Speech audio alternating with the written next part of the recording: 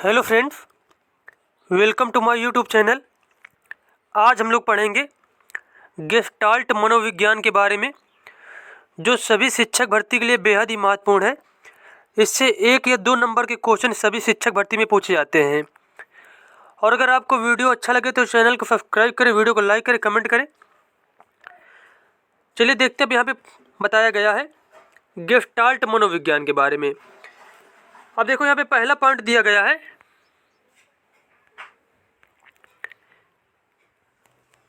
अब यहाँ पे पहला पॉइंट बताया गया है, वर्टहाइमर, जिनको वर्दीमर भी कहा जाता है, और कई अन्य विचारकों ने एक नए परिप्रेक्ष्य गेस्टाल्ट मनोविज्ञान में संवेदना और धारणा का अध्ययन करने का प्रयास किया। गेस्टाल्ट मनोविज्ञान में किस चीज़ का अध्ययन करने का प्रयास किया? संवेदना और धारणा का। अब बताया गया है यहाँ पे, गेस्टाल्ट एक जर्मन शब्द है। गेस्टाल्ट जो है कौन सी भाषा का शब्द है? जर्मन भाषा का शब्द है, जिसका अर्थ है एक संगठित पूर्ण। क्या मतलब? संपूर्ण इसका मतलब होता है, या फिर विन्यास, जो कि उनके छोटे टुकड़ों की बजाय पूरे पैटर्न का अध्ययन करने पर केंद्रित है। गेस्टाल्ट मनोविज्ञान में क्या किया जाता है? संपूर्ण चीज़ों का अध्ययन किया जाता है।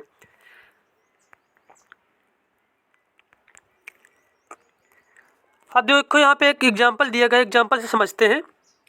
उदाहरण के लिए, जैसा कि एक संगीत की धुन को अलग अलग स्वरों से बनाया जाता है, परंतु अलग अलग स्वरों को अर्थपूर्ण तरीके से केवल एक दूसरे के साथ संबंध में ही समझा जा सकता है। इसलिए किसी भी परिप्रेक्ष्य धारणा को केवल एक संपूर्ण घटना के रूप में ही समझा जा सकता है। इसलिए अरस्तु के परिचित वाक्य संपूर्ण अपने हिस्से के योग से अधिक होता है को गेस्टाल्ट मनोवैज्ञानिकों ने अपने आदर्श वाक्य के रूप में अपनाया था। अब अगर आपसे पूछ लिया जाए गेस्टाल्ट मनोवैज्ञानिकों ने कौन सा आदर्श वाक्य अपनाया था, तो आंसर हो जाएगा, अब जो संपूर्ण है वो अपने हिस्से के योग से अधिक होता है। The whole is greater than the sum of its part. और अगर ये पूछ लिया जाए, ये वाक्य दे दिया जाए, ये किसके द्वारा दिया गया था, तो यह वाक्य दिया गया था अरस्तु के द्वारा। तो इसमें से क्या होता है, गेस्टाल्ट मनोविज्ञान में संपूर्ण चीज़ों के छोटे छोटे टुकड़ों के बजाय संपूर्ण चीज़ का अध्ययन किया जाता है। कोई भी पार्ट हो उसका पूरे पार्ट का अध्ययन किया जाता है इसमें से।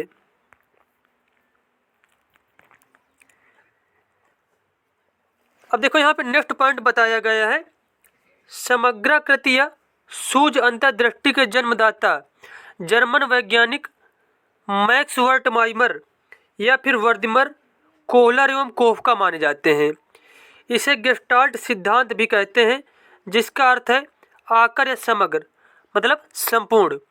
कोहलर एवं कोफका वर्टहाइमर के सहयोगी थे। मुख्य प्रतिपादक कौन थे? ये जो समग्राकृति या सूझ का अंतर्दृष्टि का जो सिद्धांत है, इसके मेन प्रतिपादक कौन थे? जर्मन वैज्ञानिक जो थे मैक्स वर्टहाइमर, जिनको वर्दीमर भी कहा जाता है। और इनके सहयोगकर्ता कौन थे? कोहलर और कोफका इनके सहयोगकर्ता थे।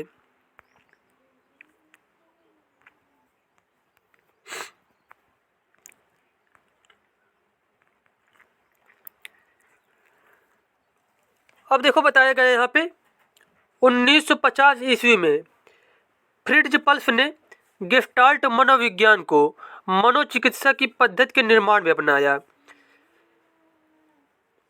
मनोचिकित्सा की पद्धति में गेस्टाल्ट मनोविज्ञान को किसने अपनाया था? फ्रिट्ज पल्स ने 1950 ईस्वी में।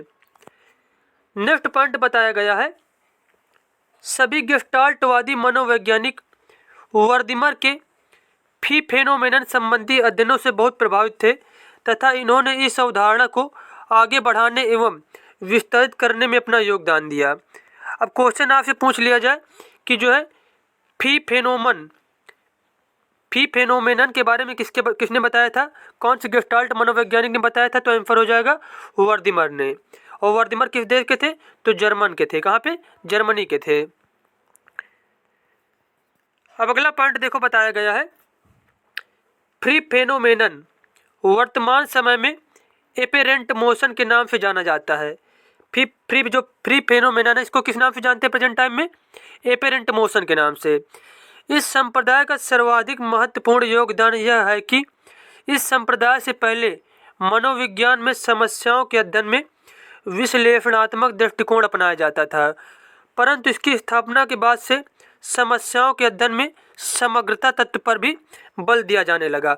मतलब जब तक ये इसका क्या है आविष्कार नहीं हुआ था फ्री फेनोमेनन का, तो क्या होता था विश्लेषणात्मक दृष्टिकोण अपनाया जाता था मनोविज्ञान में जो समस्याएं होती थी उसके अध्ययन में, लेकिन इसके बाद से समग्रता तत्व पर बल देने जाने लगा।